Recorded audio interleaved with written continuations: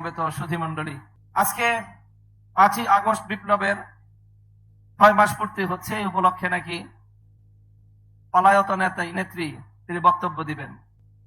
তিনি মাঝে মাঝে বক্তব্য দিতে গিয়ে বলেন যে আমার কি অপরাধ, উনি খুঁজে পান না ওনার কি অপরাধ।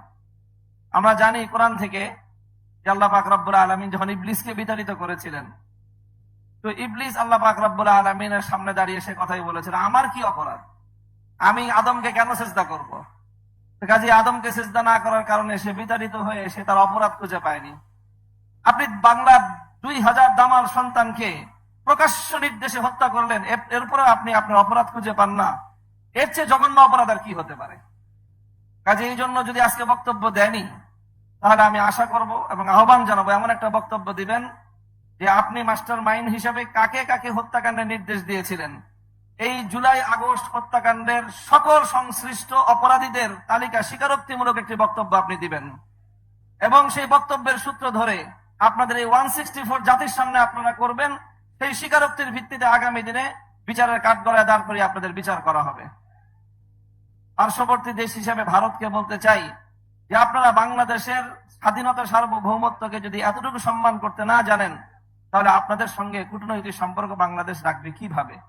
যে আপনারা বাংলাদেশের একটি ওয়ারেন্টভুক্ত আসামিকে আপনার কোলে বসিয়ে জাতির বিরুদ্ধে, শহীদদের বিরুদ্ধে আবার নতুন করে বিশুদ্ধার করবার জন্য প্ল্যাটফর্ম তৈরি করে দিবে, আর বাংলাদেশের মানুষের সঙ্গে আপনার প্রীতের সম্পর্ক থাকবে, এই ধরনের গাঁজাখড়ি কূটনৈতিক চিন্তা করা ঠিক নয়। এই জন্য ভারতকেও বলবো, বাংলাদেশের মানুষের প্রতি শ্রদ্ধা প্রদর্শন করুন, দেশের জনগণের সঙ্গে সম্পর্ক তৈরি করুন। ওই পতিত আওয়ামী লীগ আর পতিত ফ্যাসিবাদের সঙ্গে সম্পর্ক রক্ষা করে বাংলাদেশের সঙ্গে আপনার বন্ধুত্ব রক্ষা করতে পারবেন না। প্রিয় সাথী ও বন্ধুগণ, আরেকটি কথা যে আমরা ইতিমধ্যে দেখছি সাম্প্রতিক সময়ে যে মাঝে মাঝেই বিভিন্ন জায়গা দিয়ে এই পতিত স্বৈরাচারী ফ্যাসিবাদের দোসররা তারা মাথা তুলে দাঁড়াবার বা উকি দেওয়ার চেষ্টা করছে, বিশেষ করে যখন সকল নাগরিকরা ঘুমিয়ে থাকে সকাল সকাল নিভৃত সময়ে। তো এই সময়ে আমি বাংলাদেশের সকল নামাজি মুসল্লিদেরকে বলবো যে ফজরের পরে সব ঘটনাগুলো ঘটতেছে। বাংলাদেশের 3.5 লক্ষ থেকে 4 লক্ষ মসজিদ আছে, এই মসজিদের মুসল্লিরা ফজরের পরে একটু অ্যালার্ট থাকবেন, যেন বাংলাদেশে কোনো দুষ্কৃতিকারী, কোনো পতিতের স্লোগান তুলে বাংলাদেশের মাঠে যেন নামতে না পারে। শহীদদের রক্তের সঙ্গে গাদ্দারি করবার কোনো সুযোগ কাউকে আমরা দিতে পারি না। বাংলাদেশে বিচার হতে হবে। এই যে বিচার হয় না 6 মাসে, তার তেমন কোনো অগ্রগতি নেই।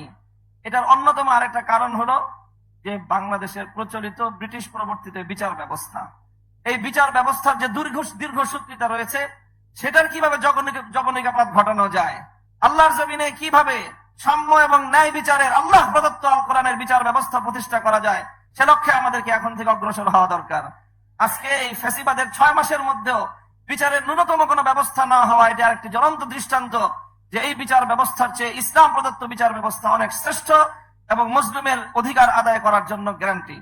সংগ্রামী সাথী ও বন্ধুগণ, আমি সর্বশেষ আহ্বান জানাবো যে ইনশাল্লাহ আমরা আমাদের লং টাইম যে আমাদের পরিকল্পনা, বাংলাদেশে ইনশাল্লাহ ইসলামী বিপ্লব হবে। আগস্ট বিপ্লব আমাদেরকে চোখে আঙ্গুল দিয়ে দেখিয়ে দিয়েছে, বিপ্লবের জন্য বড় কোনো দলের প্রয়োজন হয় না, বড় কোনো নেতার প্রয়োজন হয় না।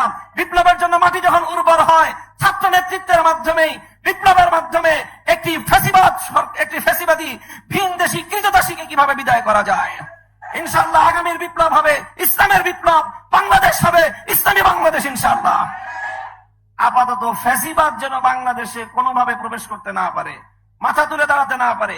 সকল রাজনৈতিক দলকে স্পষ্ট বার্তা দিতে চাই, যাদের কাঁধে ভর করে অথবা যাদের কথায় আস্কারা পেয়ে আওয়ামী লীগ এবং তার দোসররা বাংলাদেশের রাজনীতিতে পুনর্বাসিত হওয়ার চেষ্টা করবে, তাদেরকে আমরা রুখে দাঁড়াবো ইনশাআল্লাহ। নাসরুল